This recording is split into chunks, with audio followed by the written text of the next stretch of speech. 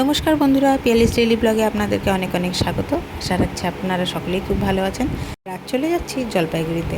বেশ কয়েক মাস আগে যে ননদের সাধের অনুষ্ঠান আপনাদের সাথে শেয়ার করেছিলাম, সেই ননদের একটা ছোট্ট বেবি বয় হয়েছে। তো সেখানেই চলে যাচ্ছি। চলে এসেছি নার্সিংহোমের সামনে, জলপাইগুড়ির মেরিনা নার্সিংহোম। আর দেখুন, নার্সিংহোমে ঢুকতে কি সুন্দর রাধা মাধবের মূর্তি, আর পাশে রাখা আছে অনেক রকমের গোপাল। সেই ছোট্ট গোপালের নানান রকম রূপ দেখে সত্যি মন ভরে গেল।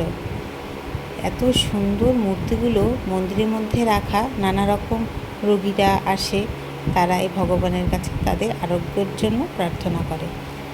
আর এখন চলে যাচ্ছি আমাদের গোপুসোনাকে দেখতে। এটা নার্সিংহোমের একদম ভেতরের দিকটা। এখন চলে যাচ্ছি তার কেবিনের দিকে। কেবিনটা খুঁজে বের করতে খুব একটা অসুবিধা হয়নি, পেয়ে গেছি খুব তাড়াতাড়ি। তো চলে যাচ্ছি ননদের কেবিনে, যেখানে ও আছে। আর আপনারাও চলুন, দেখবেন আমার সঙ্গে নতুন অতিথিকে।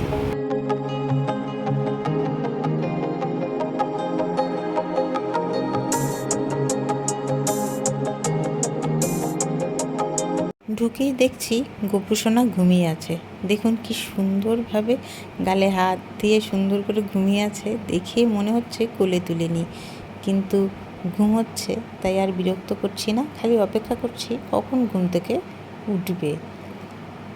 আর এখন ঘুম থেকে ওঠার মুহূর্তেই এখন আড়মোড়া ভাঙছে। দেখুন, ওঠার সময় প্রায় চলেই এসছে, এদিক ওদিক করছে। আর সবুর হচ্ছে না, কতক্ষণে মনে হচ্ছে কোলে নেব, কিন্তু নার্সিংহোমের যে রেস্ট্রিকশনগুলো আছে সেগুলোর জন্য কোলে নিতে পারছি না। আর বোনটি আমার এখন বেশ সুস্থই আছে। দুজনেই একদম অধীর আগ্রহে বসে আছি কখন গপু উঠবে। আর এই দেখুন, ঘুম থেকে ওঠার পরে সেই পরিত্রাহী চিৎকার, গায়ের জোর যত আছে সব দিয়ে চিৎকার করছে, তাকে এখন কোলে নিতে হবে। কিন্তু দুর্ভাগ্য, কোলে নিতে পারছি না। ভীষণ মন খারাপ আমার আর মেঘার দুজনেরই। তো এখন তাকে, তার খিদের জন্য এরকম করছে, তাকে খাওয়ানো হলো। খেয়ে দে বাবু মশাই। এখন টুকটুক করে দেখছে কে এসছে আমাকে দেখতে। খুব ইচ্ছে করছিল কোলে নিতে, কিন্তু নার্সিংহোমে থাকা অবস্থায় তো ধরা বারণ, বাইরের থেকে গেছি, তাই আর ধরতে পারলাম না। দূরের থেকেই ভালোবাসা দিলাম।